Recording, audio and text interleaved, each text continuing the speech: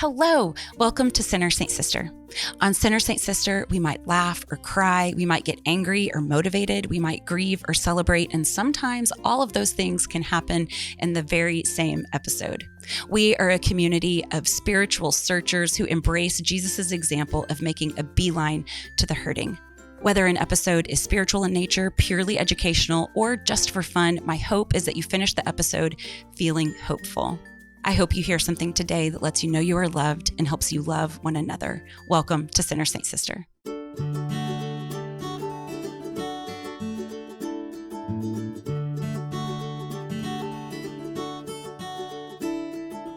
There's a parable where Jesus told his disciples that they should always pray and not lose heart. He said this, "In a certain city, there was a judge who neither feared God nor respected man. And there was a widow in that city who kept coming to him and saying, 'Give me justice against my adversary.' For a while he refused, but afterward he said to himself, 'Though I neither fear God nor respect man, yet because this widow keeps bothering me, I will give her justice, so that she will no longer beat me down by her continual coming.' And the Lord said, 'Hear what the unrighteous judge said. And will not God give justice to his elect, who cry to him day and night? Will he delay long over them?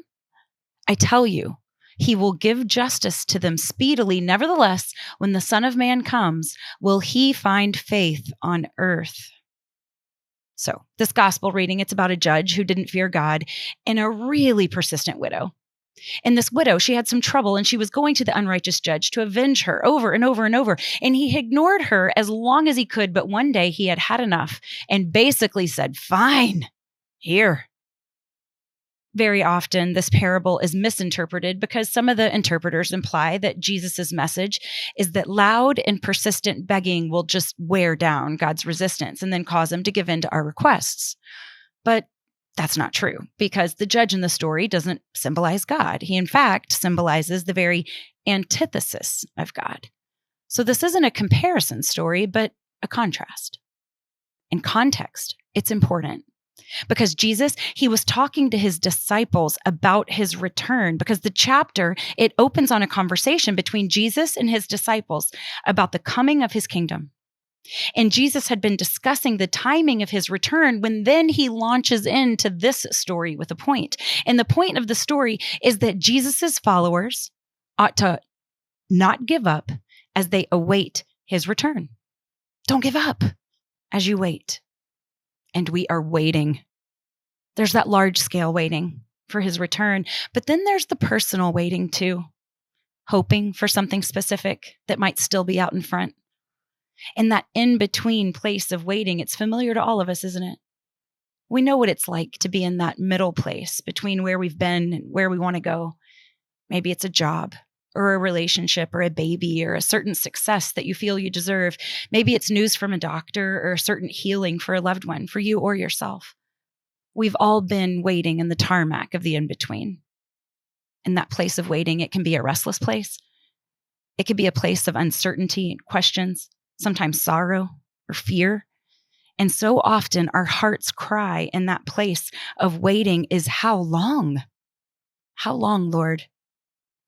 Now, I'm convinced that the real problem is not the waiting, but instead it's what happens to our hearts while we wait. Because I don't know about you, but I can so easily return to a familiar wounded place that asks the question, "Do you love me? Am I worth it? Am I a friend to you at all? Do you care about my life while I'm waiting?" I have a really bad habit of rescuing dogs and becoming increasingly unpopular with my family as I do so. Well, the latest dog that I rescued, a puppy, she was cute. She had the bladder the size of a mustard seed. And honestly, the dog peed every 7 minutes. So I got into a bind where I had the dog in the car with me, but I really needed to go into the grocery store to get a few things for my kids' lunches because we had no groceries and I couldn't pack their lunches with baker's chocolate. So I left the dog in the car to run into the grocery store. It was a nice day, but I knew that I had a very limited amount of time before she went to the bathroom in my car. And listen, my kids have already turned that SUV into a biohazardous zone. I used to be embarrassed about it, but now I'm like, "Apocalypse? I got you, boo." There's things to start a fire in here. We've got clothes for everyone, blankets, goldfish, protein. Months, I tell you. We could survive for months. Anyway, the point is, I can't have one more mammal doing as they please in my car. So I was in a hurry. So I rushed in and I got the 6 things that I needed. I went to the express lane and I got behind the woman who did not, in fact, have 15 things. She had 21 things. And yes, I counted. And she was paying with a check in the express lane. So I arranged my body in just the right way to let everyone know, passive aggressively, of course, that I was in a hurry. And then no one could find a pen. And so I sighed. And then I disguised it as a cough when it became too obvious that I was becoming belligerent. But then I noticed that she was wearing socks with her sandals. And I think any other time, this might have endeared me to her. Aw. But in this instance, I was completely questioning her, obviously her fashion choices, but her goodwill, her good nature, her good character. And why? Because she was making me wait. And this is my point. If this is how we respond to people who make us wait in line, what is it that happens to our hearts when God makes us wait for something we really, really want and feel that we deserve? Because after all, we're decent people. Here's another one, maybe a little more sinister. I went to school in Texas A&M University, and I was in a sorority, and all of my friends were engaged my senior year, ring by spring. And I knew in my bones that wasn't my story, but I really, really wished that it was. I wanted a love story too. But what I noticed during that time of waiting for the love story that God had for me, waiting very much by myself, was that I was experiencing this grim thrill at rolling my eyes at love. Looking around and seeing the many, many people in love, it made me angry. It made me negative. It made me mean. I definitely was not waiting without losing hope. I definitely was not waiting in a prayerful way. And during God's silent moments, we can decide to wait and trust that if God isn't rushing to heal, then there must be something to gain from the hurt. And we can trust that even if God is slow in coming, he is still coming. We might not know when or in what way, and he might look different than we thought when he shows up. I watched this documentary about penguins a few years back. I remember specifically because I was pregnant and I bawled throughout the whole thing at what miserable lives penguins lead. It went like this. So penguins, they live in this enormous group. There are like hundreds of them. And together they swim and they swim and they swim really far north, like as far as they can until they hit ice. And then they jump out of the water one by one onto the ice, and then they slide on their bellies for like days. And I don't mean to make this sound like a swift process because they don't really have arms or legs. They just have their little wings. It's terrible. And after a while, they stop sliding. And then they get around in this big circle and they start to make noises looking for a mate. It's crazy. It's like a penguin rave or something. And then the female, she lays an egg and she does this standing up. The egg, it rests on her feet. And then she very carefully, she transfers the egg to the male's feet and then she bolts. The females go back to the ocean to go fishing while the men just sit on their egg, keep it warm. The males just sit there and they wait. And they gather around in this ginormous circle to keep each other warm, keep their egg warm, and they wait. And they don't know how long they're going to wait, but I do because I watched the documentary. They do this for 1 whole month. They just sit on that egg. And you know what they're supposed to do? Just don't drop the egg. That's it. You know what else they do? They take care of each other. They bring each other into the middle when it's too cold for the ones on the outside. They take turns. And then the females come back, and right when they do, almost to the day, the egg hatches. And you might be wondering what in Moses' name this has to do with anything. And I maybe kind of am too. But listen, I guess I just feel like maybe when I'm waiting for something, I'm supposed to be one of those penguins, the boy ones, because they seem to just have this gut instinct that everything was going to be okay. They just hung in there. I don't know if they prayed, but they didn't lose heart. And I know that while waiting, I'm supposed to just stay put and keep doing what I'm supposed to be doing. Look for people colder than me. Admit when it's my turn to be in the center. And I suppose that we could sit around and guess about why God makes us wait. We could do that. We could speculate. but I think it would just make us crazy.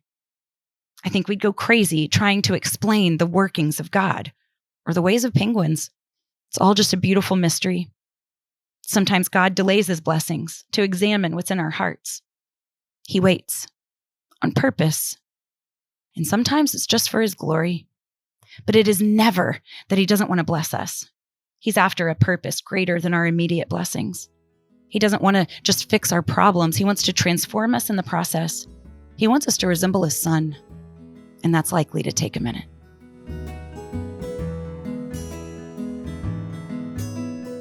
Hello, Clare McCallan. How are you? Hi, Allison. How are you? I'm so good. I'm so happy to be here. Okay, so I am wondering if you feel like I do and that maybe we should just live our lives this way, airing our conversations, because I think that maybe the world might be a better place, and I would certainly be happier if everyone, the whole world, were privy to what happens when we talk. I am so glad that you're here, and I love you so much. I love you too. And it's so fitting that I'm taking this call on my bedroom floor because that's where I always take all of your calls. So everyone's getting this really personal view at our relationship where I'm always like sitting on the floor, like, tell me more. Yes. Isn't that just true? It's like you have front door friends, you have foyer friends, you have kitchen friends, and then you have like on my bedroom floor friends. I love that so much. So I love you for a jillion reasons, and I'm going to go through some practical stuff first. Okay. You are so easy to be around, Clare, because you genuinely love people. Like, you invest in people's lives with the most thoughtful questions, and you truly care about their hurts and their successes. You celebrate joys, you grieve losses, and you always have this very thought-provoking commentary, and you do it somehow without being invasive or like being a know-it-all, which I would imagine is really hard to do because there really is so much that you understand about life. So people just feel so well accompanied in your presence. Another thing that I love about you is that you're really humble and introspective. So yes, you understand a lot about life, but you are always willing to do a lot of hard work around growing or seeing things more clearly. And it takes a lot of humility to be curious. But it also takes commitment because you are not afraid of discomfort, like you, or your knee jerks. Like, you will examine that and then you will push through whatever is uncomfortable in order to be just a constantly growing person. So not only do people feel well accompanied in your presence, but like they're also along for a ride. Like, we're going to grow together. We're going to get better together. I could certainly go on forever, but I am just going to say one more. You are, you're so much fun to be around because you delight in small things.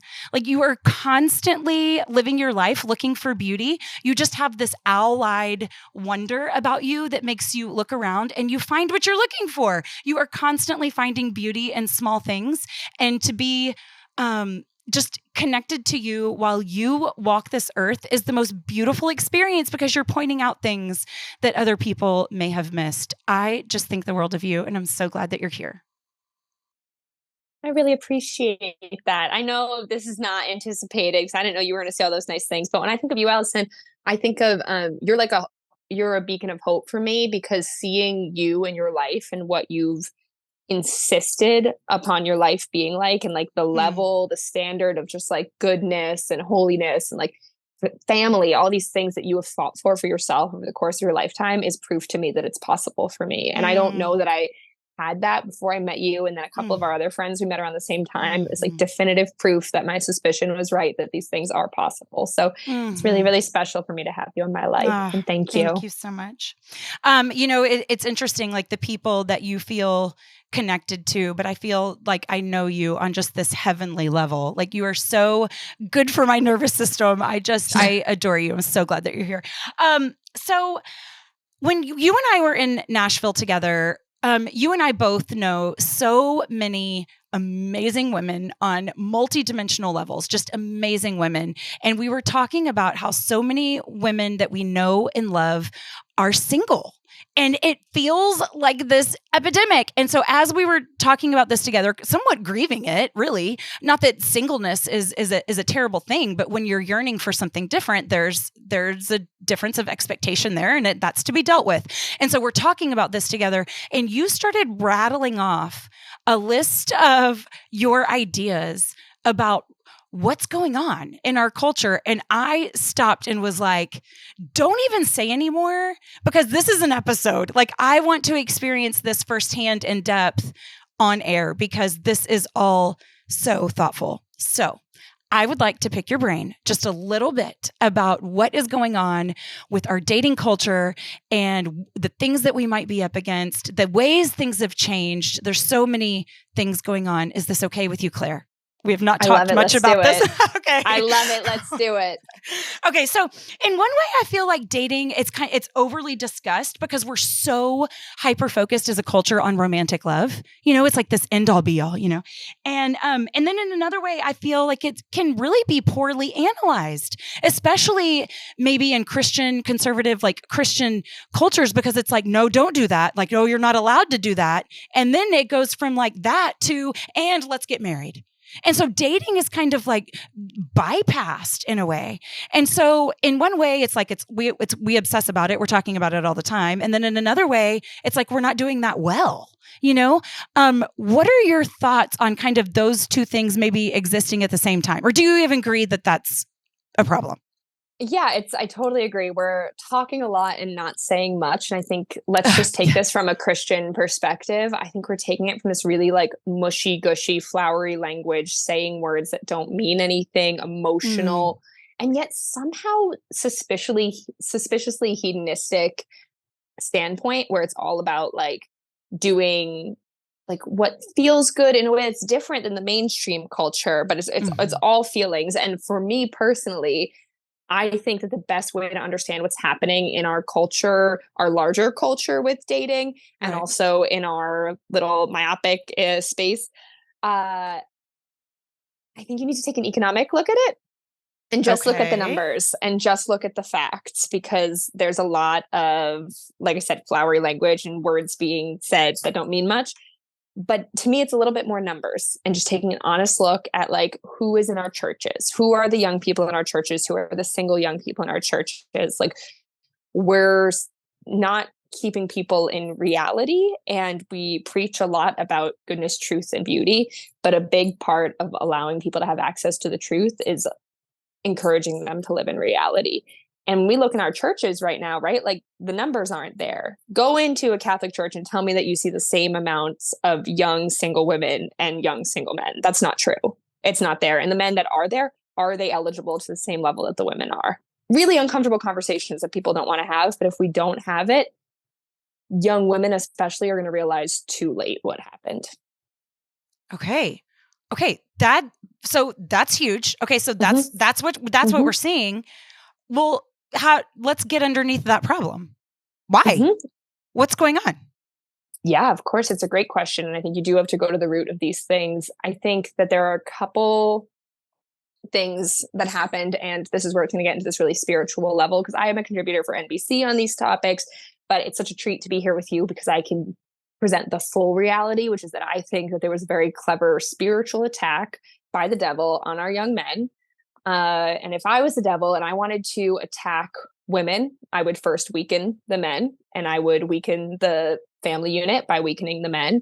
And I think a really clever way to do it is, it's really hard to fight strong men. It's really easy to attack little boys that were just kids and innocent. And that has happened through pornography. And I look at my generation, I just turned 29, and we were in this really awful spot. And I think like the worst gap, the worst lack of men is right in my age group in the Catholic Church. And I think it's because those are the ones who are the most unsupervised on the internet at the most important time. Because I meet Gen Z young men who have a much better hold on pornography's role in their life, because their parents had a little bit more of a fighting chance to control it. They had more information. So even though those kids always have a device in their hand, if you had a parent that wanted to save you from it, they knew how.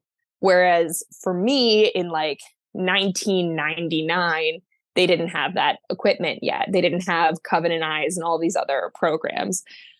They didn't know internet safety for their kids. So I think there was pornography, which was attack on the young men, especially my age, and then video games. Personally, I think that we need make a synapse between video games and pornography a little bit more than we do. And I know that's very triggering for people. People love video games. I'm not here to totally attack it. I'm just suggesting that maybe in the same way that pornography allows men to cosplay sexuality and human connection, video games allows them to fight for something and have the illusion of accomplishing of an experience. And protecting. Yeah. Yes. Wow. And they've basically outsourced their masculinity to these hollow, hyperpalatable substitutes. So I look at pornography, I look at video games. Obviously, there's hookup culture, which is such a buzzword, but it's a cliche because it's true. We have desensitized each other, men and women, and I think undermined our ability to pair bond. We're dealing with something called the paradox of choice, which do you mind if I share real quick? This is where we get really mathy, really economics. Keep and going. This is not just in the Christian and Catholic world, by the way. I own entire books. There have been lots of studies. People are noticing this, like, why aren't young people pairing?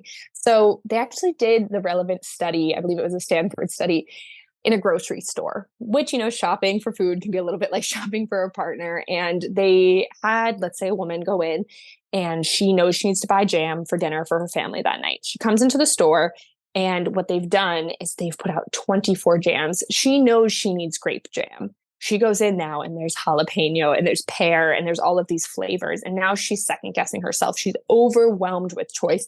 And this is going to relate to a lot of people's experience at home, because who of us haven't gone into the grocery store and been like, oh, but should I get the low fat, the spice, low spice? What do I do? Didn't even know that existed. Now I need to try. Now I'm questioning it. Yes, exactly. Then you get home and you're like, what did I think I was going to use pickle juice for? Right? Like, I went in for pasta. So people would go in and they would be completely overwhelmed with these 24 jams, and they were not only more likely to make the wrong decision. So she knew she needed grape and she left with jalapeno, and now her recipe at home is going to be no good.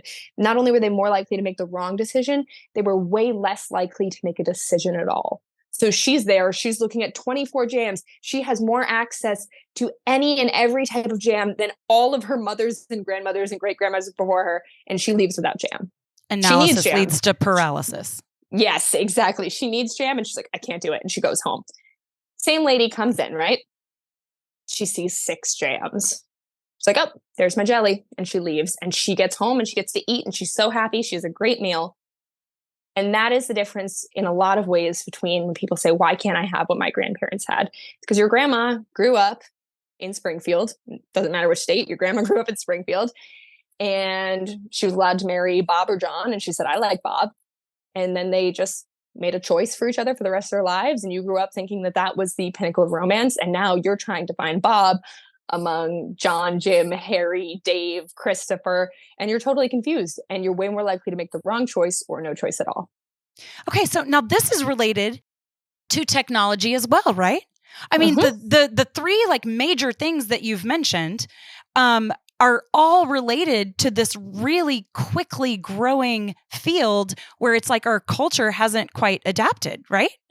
Right. And yeah, I guess I didn't explicitly say it, but you got it on the nose that that last paradox of choice is going to happen through the form of dating apps, which is where you get this idea that the next one's going to be better than the one you just had in front of you. Just the exposure. You're just exposed to.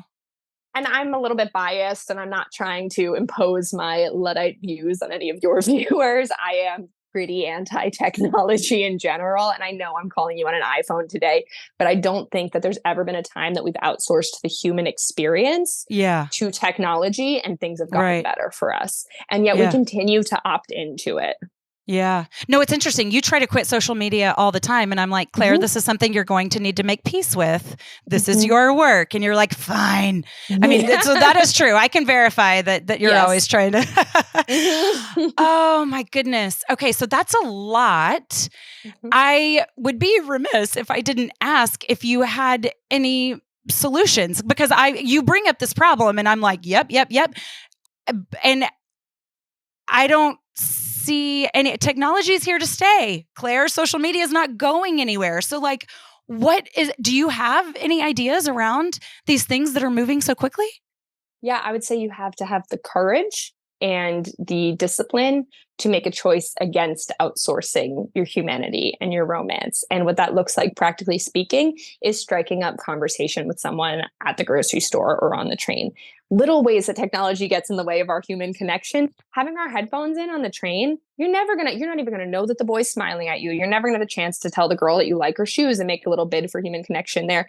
You have to have the courage to unplug, which can feel extremely vulnerable in the modern age. Because I think a big part of the reason that keeps people from making these very human choices and saying no to these other avenues is because everyone else is doing it. Isn't that so dumb? But it's just the truth. Like, I'm on dating apps, not me, sorry, this is just an example, but people being like, I hear it all the time. Girls are like, well, I'm on dating apps because that's where everyone is.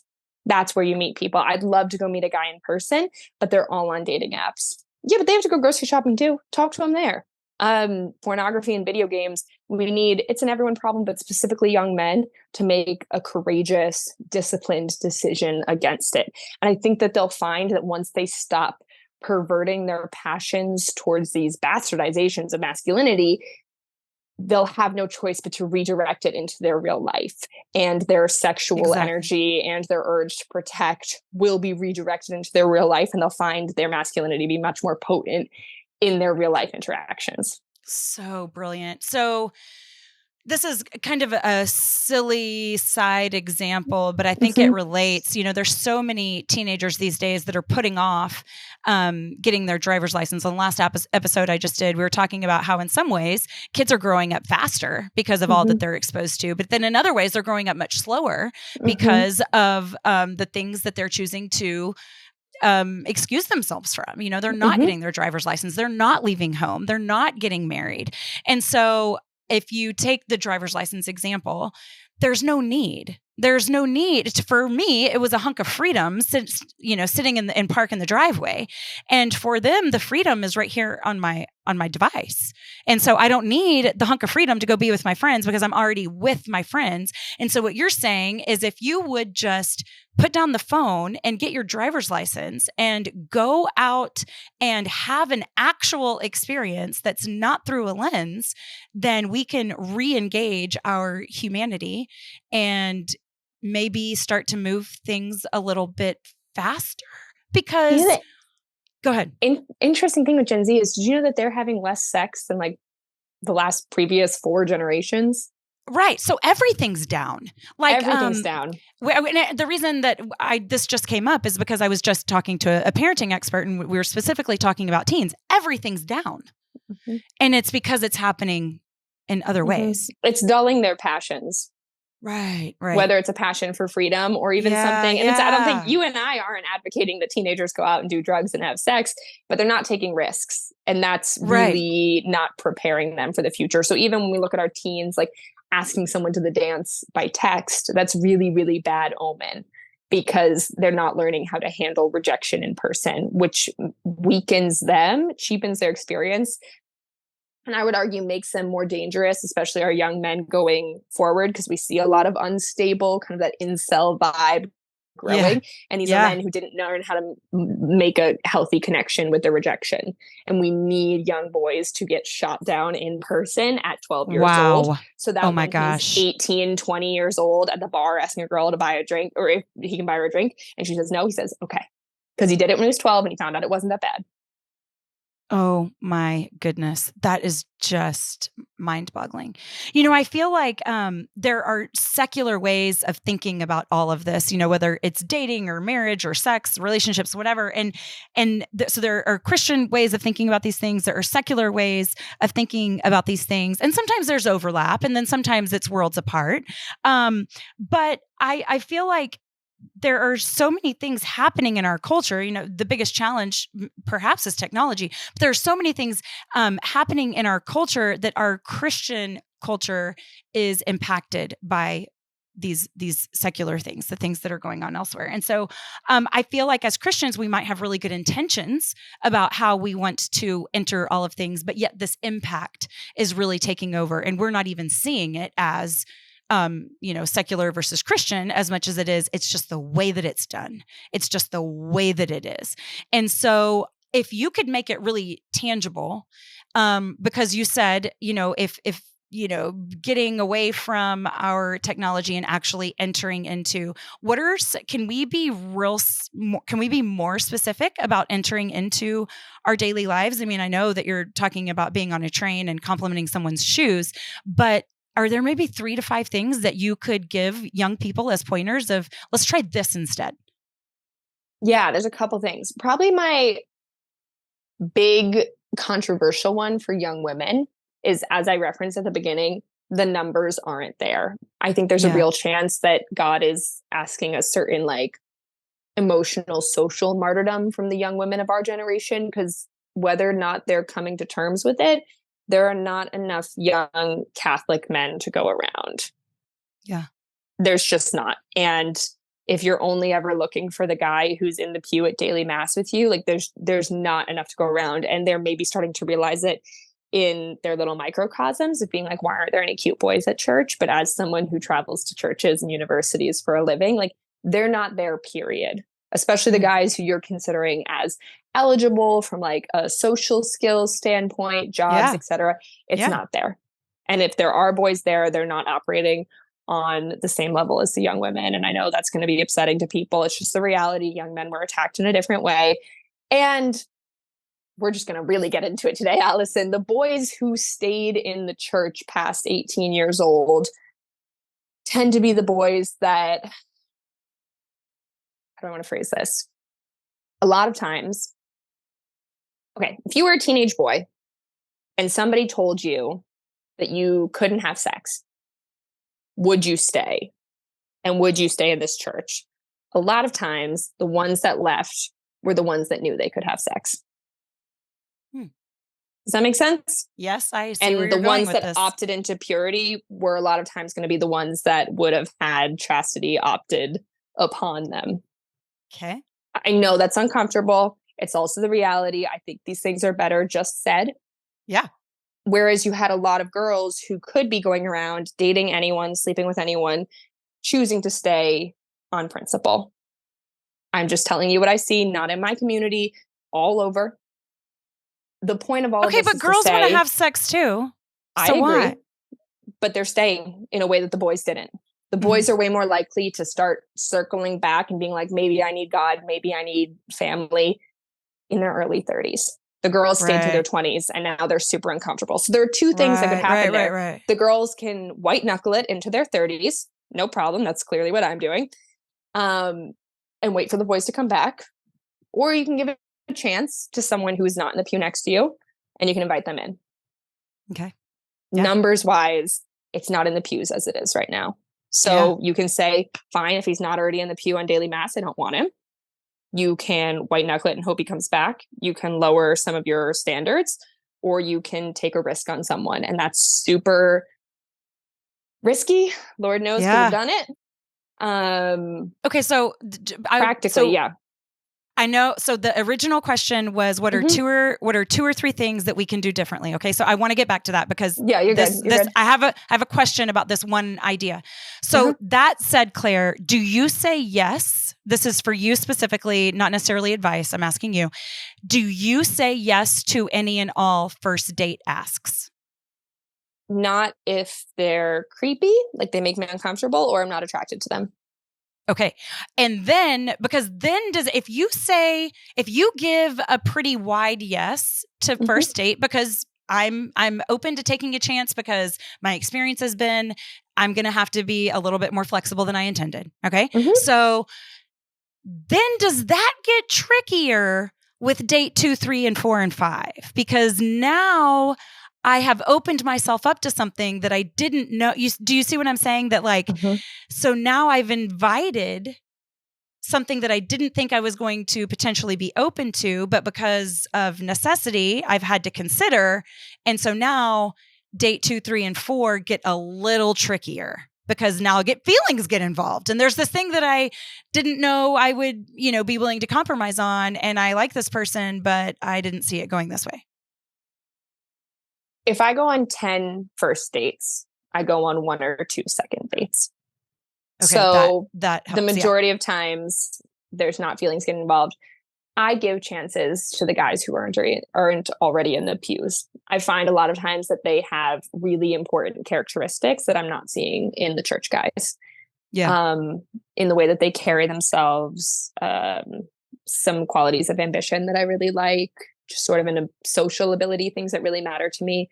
And a lot of times they've found ways to access virtue in their own, and I give them the opportunity to join me if they want to, without compromising any of my standards on chastity or like, I'm going to mass, will you come with me, etc. Yeah, of course I've gotten into those situations, absolutely, notably a little while ago, badly, and I let myself get too emotionally into it with the wrong person who didn't have the qualities I needed.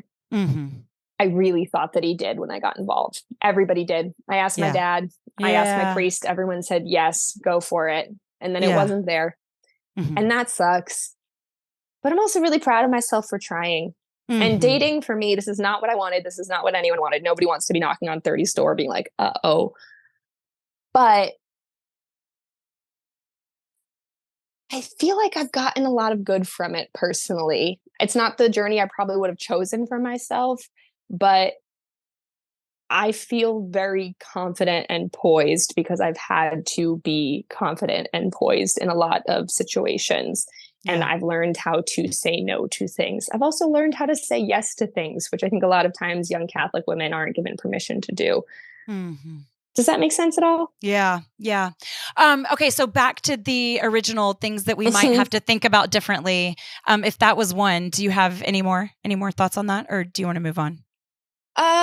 Yeah, I would say giving people a chance is my number one. Yeah, I guess my making contact with people in person is a big deal for young women. Yeah, I guess that's all I have for them practically right now. So in mass transit, taking out your headphones. Yeah, seriously, take your headphones out. Engage. A lot of times with men as well, it's the current like socio-political climate that we have. The men they got away with a lot of bad stuff for a long time. And there was a reckoning that had to happen, and rightfully so. However, young men are more scared to approach women than ever. And it's not just the fact that pornography is messing with their minds. It's also this serious fear. It's the good guys who are so scared of coming across creepy. And that's really too bad, because the bad guys will still be creepy. The creepy ones don't know they're creepy, or they don't care. There are a lot of good guys out there who don't want to make women uncomfortable because they've been listening to women, but now they are going way too gentle. And for that reason, I think that girls need to do what our grandmothers would have described as dropping the handkerchief. So that's like when your grandma would walk by a cute boy and she would drop her handkerchief very much on purpose. And he would be like, oh man, is this yours? And she'd go, did I drop that? And now he has permission to talk to you. So I think our young women need to take a page from their grandmothers and start giving men permission. And on public transportation, if there's a cute guy, you might need to be the one who smiles with their teeth and says hello, compliment his shoes, etc. You need to give them that permission. I'm not saying that the woman should pursue the man. I'm just saying that the good guys need a little permission right now. Yeah, you're saying that the men who are listening need a sign that it's going to be okay. Interesting, fascinating point. Okay, so I feel like the secular culture, it's like sex and dating are synonymous. These things go together, and the assumption is that couples who are dating are having sex. And so dating used to be this means to an end. It used to be dating is how you be intimate. And intimacy meant sex, and it meant marriage and a thickening of relationship. And today it's dating is just an end in and of itself. So again, this fusion, our hookup culture is, I guess, what we're calling that fusion. But I feel like in a lot of ways, it's kind of a new thing that society is joining these two things together without a whole lot of pushback. It's what's expected, even something like porn. It's kind of what's expected. That's the expectation. Or even what about this? Like that sex is really just an appetite, something as simple as being hungry or thirsty. And so, as we eat and drink and procreate or just, scratch an itch or whatever, without these moral implications that go into our sexuality, it's really just some meaningless bodily function. What would you say to young people that are absorbing messages, even if they aren't intending to, that sex is meaningless and is just a function and is morally neutral? In many, many highly contentious topics right now, there is, I would say, a reclamation of language happening. And one not super contentious one that we can focus on is, bear with me on this, manifestation. All the hot girls want to manifest, right? Which is so funny because to me, manifesting is repackaging prayer in a way that you think is hot and cool and comfortable and doesn't bring you back to whatever maybe like negative experience you had in a church as a child. Or a lot of people who pretend they had negative churches and negative experiences in churches as a child because they're bandwagoning, which I really do believe there are a lot of people, a lot of kids my age who I'm like, okay, like the fact that I just called myself kid, again, almost 30. So people right now, it's cool to be spiritual. You are a hot girl in LA, you're living in Brooklyn, you've got your crystals and your yoga. Spiritual is cool. Prayer, Jesus, church, still uncool. Don't know that it was ever cool. I'm still all about it. Still not cool. What we know as purity and chastity is now making its way through those same spiritual circles, those same girls I went to school with, white girls, suburban girls who now are like claiming to manifest when like we used to pray together, they're having this, they're calling it abstinence or like intentional abstinence, et cetera. They've repackaged the language because they're starting to realize it on their own.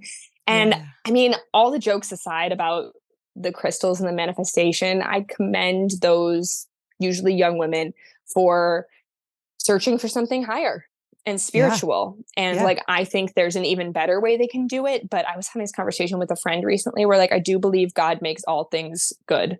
And he's even going to see some people's well-intentioned. We get really, really triggered around some of these repackagings, but I see a lot of well-intentioned young women striving for something spiritual. There's this wave happening, especially through Gen Z in these super trendy areas where they're saying, no, I'm not going to have sex with anyone until it's meaningful. It doesn't need to be like, they're not talking about marriage, but they're talking about intentional partnership and not sharing their body with just anyone. And at one night stands, like we said, the sex statistics are going down. We're having this backlash. And I think that Christians should kind of get used to the fact that we might not be the savior in this one, but we can work together with people who are recognizing eternal truths for what they are outside of our paradigm. So I would say actually take heart on hookup culture. I think that honestly, and everyone thinks I'm crazy because the numbers do not support what I'm saying, I think dating apps are going to die. I really, really do. It's not sustainable. It's bloated. Everyone's so done with it. I don't think they're going to be cool. I think they're going to become uncool. Everything dies. Everything dies. MySpace died. Facebook died. I think dating apps are going to die. Could they be replaced by something worse? Sure. Maybe it's happened before, just like Instagram's replaced with TikTok, it's like, it could happen like something new, or if there are enough of us who are willing to kind of put in some work and have these conversations across divides, I think that there's the opportunity for the Christians to work with secular culture for some larger aims towards human connection. Yeah, man. Okay. That's what I'm going to be praying for, Claire. You're just the person for it, because I feel so far. I very rarely feel old on my own show, but like I have not put in the level of thought and analysis that you have into this evolving problem. And I feel so captivated by every single thing you're saying. And I'm literally going to be praying very specifically for you and your position to lead that. Like, I believe in you to make cultural changes in the church for how we're doing and what's going on and what we're up against and how it continues to change and what we can be hopeful for. Another one of my very favorite things about you, Claire, is your creativity. I feel like our creative souls are tied to this flesh and blood body, and you move about this world with such creative intentionality. That your creativity is like love. It's just how you love the people around you. You can't help but do it. And in that love, it has both a horizontal orientation because it connects us to one another. We create for each other. And then there's also this vertical connection because we are created by a creator who loves our creativity. I am dying to know the details of what you've been doing creatively lately. I know that it's so much and you're overwhelmed right now and you're living thin because you're creative in so many different ways. But what can you tell us about what's new for you? Thank you. Yeah. So a lot's been going on. I have a book coming out with Ave Maria Press in the spring, which will be about art and Catholicism, especially from the perspective of what I've done here, where I'm calling you from, St. Joseph's Home for Artisans in the North End of Boston, which is an art, Catholic art residency program that was started a little over 2 years ago. We bring in painters, musicians, dancers, writers, printmakers, iconographers, every type of young Catholic artist into the space. We converted an old convent. That's why the bedrooms are so small and there's no closets, because nuns only have one outfit. And we've had in the course of the last just over 2 years, I think around 40 people come live and create here. We have an in-house chapel with the True Presence. And so the book that I have coming out with Ave kind of tells the story of how we did that, how I was managed to carve out a little spot for myself as a young Catholic artist, why it matters. We draw it back to the saints, the Word of God, papal documents, a lot of JP2, a lot of great stuff, some Chesterton, some C.S. Lewis. So I'm really excited to get that project out. But even more recently, we just wrapped actually this morning on my TV show with Catholic TV. I got my own TV show. What? So I know. I'm going to pretend to know nothing. What? The show is called The Renaissance Room. It's really cool. We've got this like black box studio with easels and instruments, a tailor's dummy, and we bring in a lot of my personal friends. So a lot of musicians, clothing designers, visual artists, performers, and I get to speak with them about the transcendentals, about the difficult parts about being a young Catholic artist, about the really exciting parts. We give a lot of encouragement to those watching at home, and then we feature their performances and their designs, etc. So it's really fun. We just wrapped. It was a very intense week. We only had 5 days to film the whole thing. So I am very much still coming down, but I'm really excited, and it'll be out in October.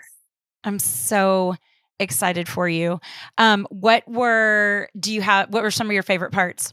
What were the challenges and what were your favorite parts? Specifically the show. Yeah. Writing it was a lot of fun. Yeah. And you'll see at the end of every episode, there's a little surprise that I surprise my guests with something at the end of every episode. So that's a lot of fun. Writing it was fun. Getting to wardrobe my own show was super fun. I know you feel the same way, but that was really exciting.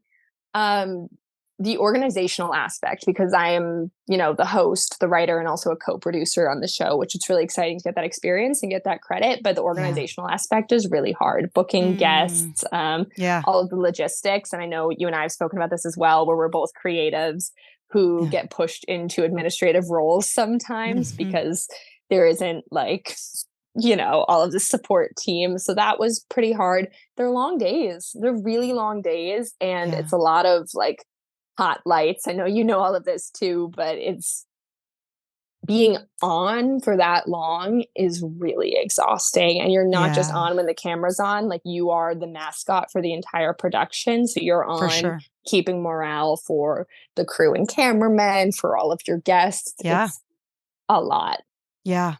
One of the things that I think is fun to kind of draw people back to their passions is asking the question. Well, there's a couple of questions, really. One of them is, what did you want to do when you were little before, somebody told you weren't any good at it, or before somebody told you it didn't matter, or whatever, or you saw somebody that you thought could do it better, But another one is, for what will you lose sleep? like happily? Will you lose track of time and realize with a startle that, oh my gosh, it's 3 a.m.? For what will you forget to eat?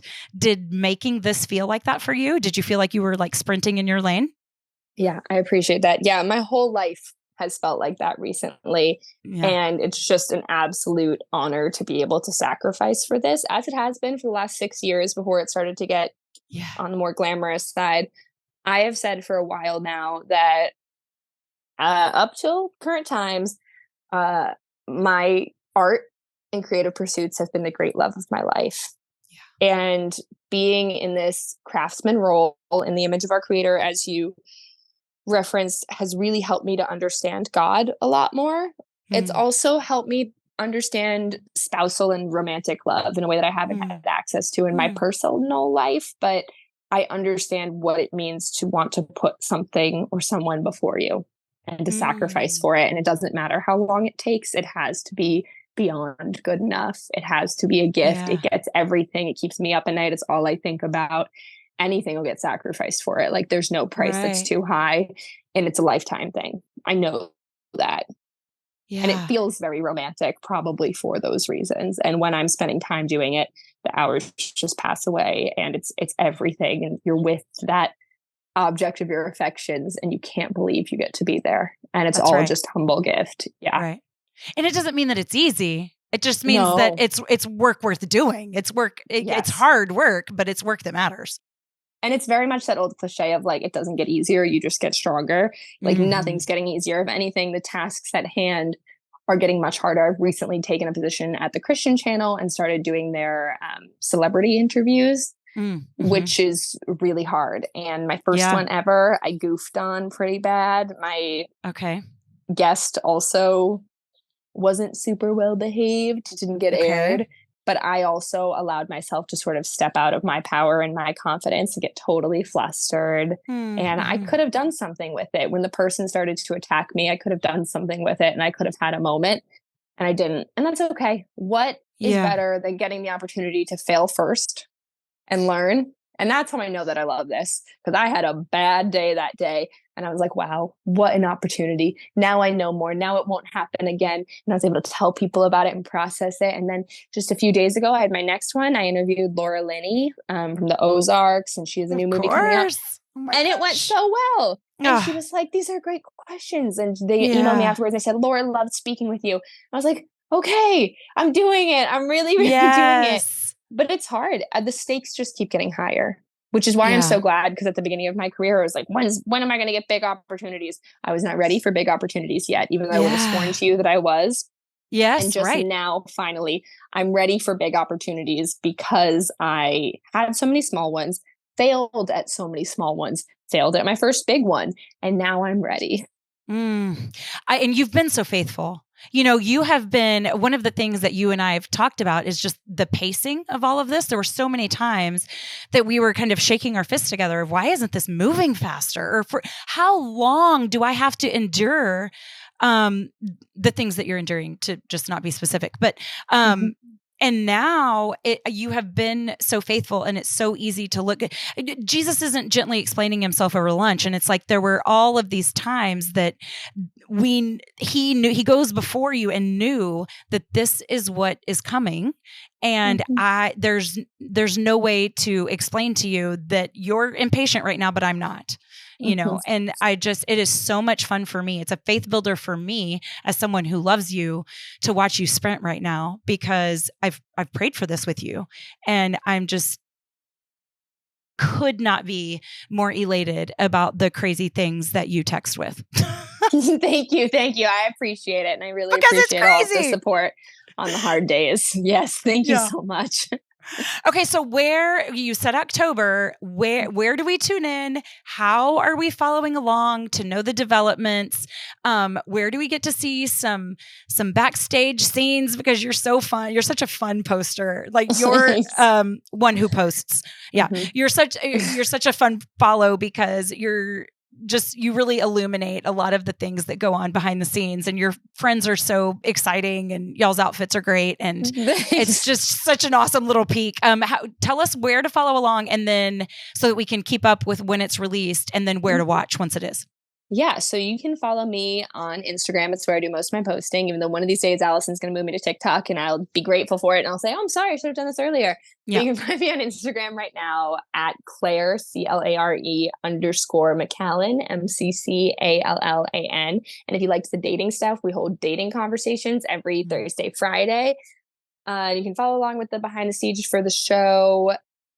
Renaissance Room is going to be on Catholic TV. It airs in like 15 million homes. Maybe yours is one of them. If not, also totally okay. You can get it with your Amazon Fire Stick or your Roku. Or worst case scenario, I believe that we will be accessible online as well. So at catholictv.org or I believe on our YouTube channel. Perfect. And then Ave Maria. Yes, Ave Maria Press in the will spring. be releasing my currently untitled book in the spring. Okay. Which you can find online, yeah. We are excited about all your projects, Clare. You have such a fan friend in me, and I'm just grateful that we get to create together and daydream together. You're such a wonderful, wonderful friend to me, and I love you. Thank you, Allison. I love you too. Hello, Taylor Schroll. Hi, I'm not Kristen. You are not indeed. But I'm glad you're here nonetheless. Thank you. You love Clare McCallan. I love I Clare do. McCallan. We all enjoy Clare McCallan. So I invited her on because we were, I can't say commiserating because I'm not dating, but we were going through the reasons that dating is impossible these days. And as she was talking, I was like, hold up, this needs to be documented. And so had her on, and it was like this anthropological deep dive into why dating is a dumpster fire. It was fascinating, but I'm going to lighten it up in this little segment. So dating now is all like apps, right? Like they're all having to manage technology while dating. So then you like incorporate AI into the whole thing and it's a bunch of robots just ghosting each other like left and right. Okay. That's maybe. It makes me really sad for the robots. They're never going to find somebody and settle down. Terrible. It's terrible. Okay. But so that's maybe kind of their biggest challenge. What do you feel like was your biggest challenge dating? I think it's the opposite of what like Claire was talking about, or like what a lot of like people that are still in the dating sphere are doing now. I feel like now it's just hard to find somebody. Yeah. For me, it was like narrowing it down. Yes. Because I specifically went to a college where it was a 6-to-1 girl to guy ratio. It was a huge part of the factors in why I decided to go to that school. But for me, it was like all the guys that I was friends with, we were all trying to date the same girl. So it's like, who got there first? Like that was like the biggest trouble of like, he got dibs on her. And then, cause then if he broke up with her, you had to wait like 6 months. It's just super weird. So it's like there's a lacking of people now. And now I feel like there's, back then, I thought there was a ton of people. We were just like, who called dibs? Yeah, no, that's interesting. I would say mine was a little similar. I don't know. For me, it was either not the narrowing down, because she mentions actually that with technology and that huge exposure she likens it to going into a grocery store and having, 50 different jams to choose from. Like she knew she needed jam, but she went in and there were 50. And now I can't make a choice because there's too many. So I think that's an interesting phenomenon when you open it up to the world instead of my school and church but my situation was either feast or famine. So it was either no one was asking me out for like 3 consecutive years, or there were 7 people interested at the same time and it was very stressful. So it was the annoying both ways. Yes. There was no just like predictability.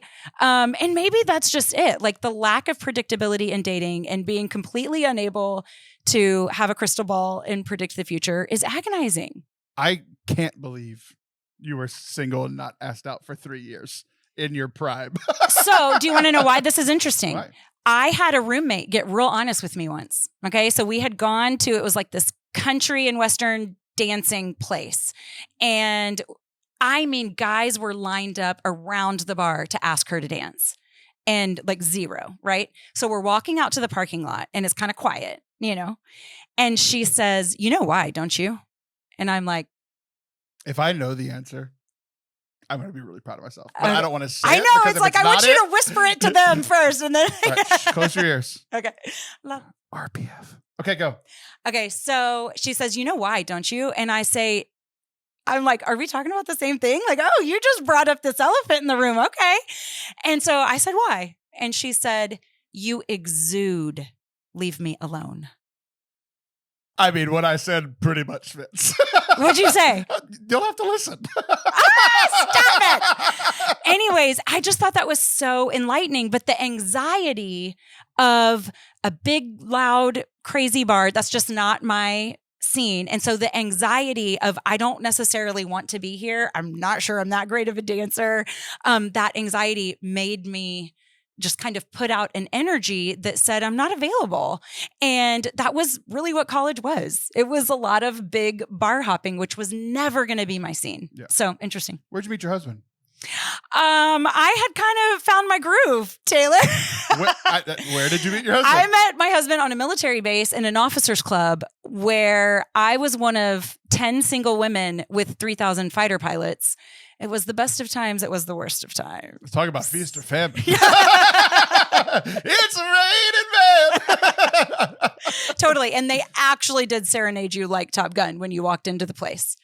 Took a long time to come back down to earth. That's the person, from all your stories, that's the person I pictured. So the 3 years didn't make any sense to me. Totally. All in all, I'm glad I'm not dating anymore. Me too. Yeah. Amen. See ya. Bye. I am so grateful for you, listener. If you liked this episode, could you please do me a favor and hit subscribe and leave a review? It really helps the show grow, and I would be so appreciative. Thank you so much to our guests who share their gifts so generously with us, and a special thank you to Taylor Schroll, who does so much behind the scenes to make the show great. If it weren't for him, I would still be in my closet with my iPhone. You can follow along at Forte Catholic as well. That's Taylor's show where I show up now and again. And to keep up more regularly, please follow along on Instagram at Allison M. Sully or TikTok at Sullivan Family TikTok. See you next week. Today's show was a production of Allison Sullivan in conjunction with the Forte Catholic Podcast Network. For more great Catholic podcasts, head on over to fortecatholic.com/podcasts or wherever you listen to podcasts.